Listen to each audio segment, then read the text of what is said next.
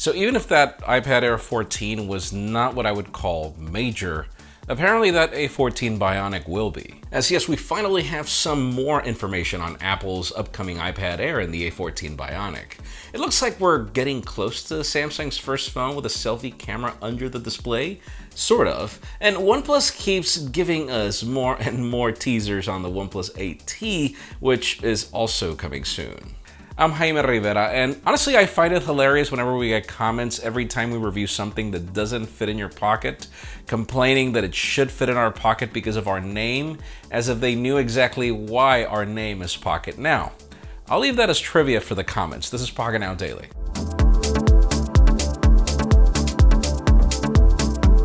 The official news today begin with deals, and they're actually kind of compelling if you are in the market for an expensive Apple product. Let's start today with the 16-inch MacBook Pro, which is currently $400 off, leaving the Intel Core i9, 16 gigs of RAM, and 1 TB of storage variant for $23.99. If you want the silver variant, which I'm currently rocking, that one is $350 on discount.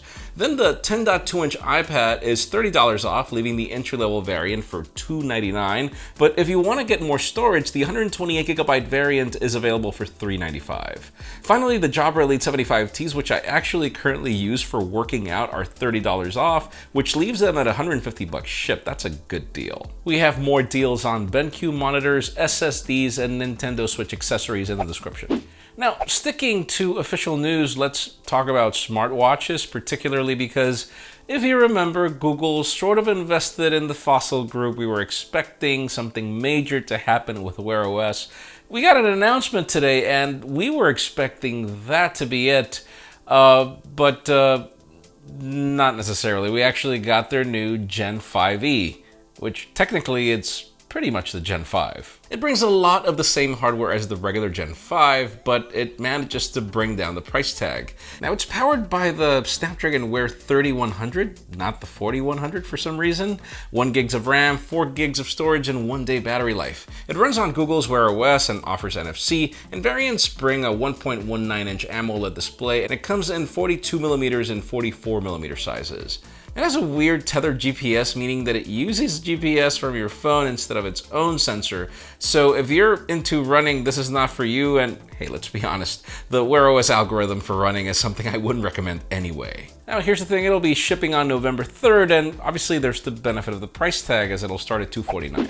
Now yes, even if the year is finally winding down, that's actually not the case when it comes to announcements. One of the things we usually get at the end of the year is Qualcomm's latest processor, and this year that won't be the exception. The company just sent out press invitations for their 2020 Tech Summit, which will happen in a digital format. The event is slated for December 1st and will end the nenext day. There's no mention just yet on what we're getting, but we are expecting a Snapdragon 875 SoC, which will reportedly be built on the 5nm process. There's also some rumors of different light variants of this SoC to help lower the price tag for upcoming flagships, which I do find to be genius. So yes, even if we are looking forward to the new chips and everything, I'm just sad there's no trip to Maui. Like seriously, that was a good way to end the year, but we'll be covering it.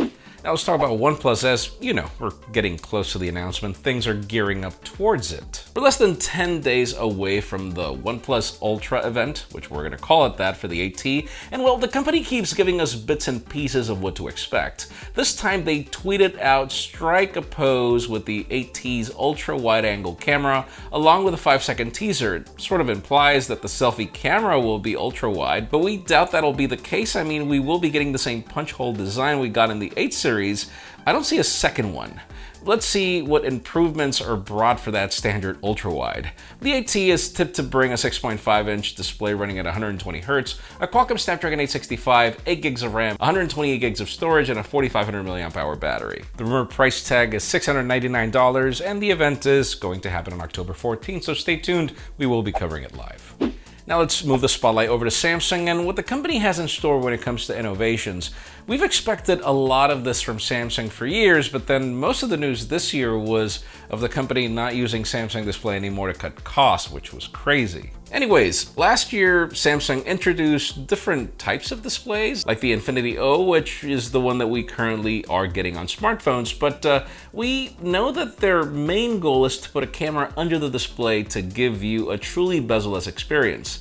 Well, according to a new report from Elect, Samsung was aiming to put this technology on the Z Fold 2, but that obviously didn't happen. And they claimed that due to low production yield of the technology, they won't actually be able to put it on the S21, though apparently we still will get it next year. The report claims that the technology will be ready for the second half of 2021, and that the Z Fold 3 will be the first device to bring it.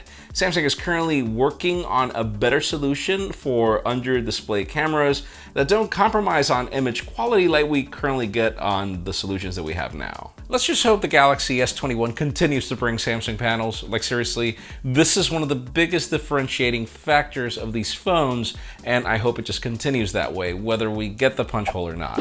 And finally, the hottest news today have to do with Apple, the A14 Bionic, and more details on what to expect for that iPad Air. On the first report, we have the iPad Air going through some benchmarks and also revealing specs. Apparently, it'll bring 4 gigs of RAM, and it'll be running iPadOS 14, and it'll bring that A14 Bionic chip that apparently will bring 6 cores. On the second note, and staying on the iPad topic for a little while, Apple's VP of Marketing went on iJustine and Jenna's Same Brain podcast to talk about the new iPad. On it, he mentioned that the Touch ID sensor of the power button was an incredible feat of engineering, which is kind of hilarious considering how late the company is to the power button trend with these fingerprint scanners. Still, more was said about the chip, which was then matched with some benchmarks on another post. He said that when compared to the A12Z, the 12Z was optimized for pro workflows and experiences that may be graphics intensive, but the A14 offers a more all-around capability. And then if you look at the separate benchmarks, to sum it up and not to bore you with details, it's significantly faster than the A13 Bionic, and it even does better than the A12Z of the iPad Pro in both single-core and multi-core. Surely not the 40% Apple mentioned, because that was a comparison to the A12 Bionic on the old iPad Air, but it still is a significant boost. The iPad Air will be available this month starting at $599, and I guess the question today would be, do you care about all the power of the A14 Bionic if it's stuck in a tablet?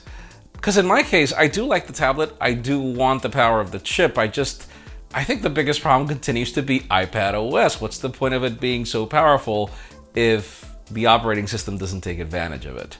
That's just me. Leave us a comment down below, I'd love to know your opinion.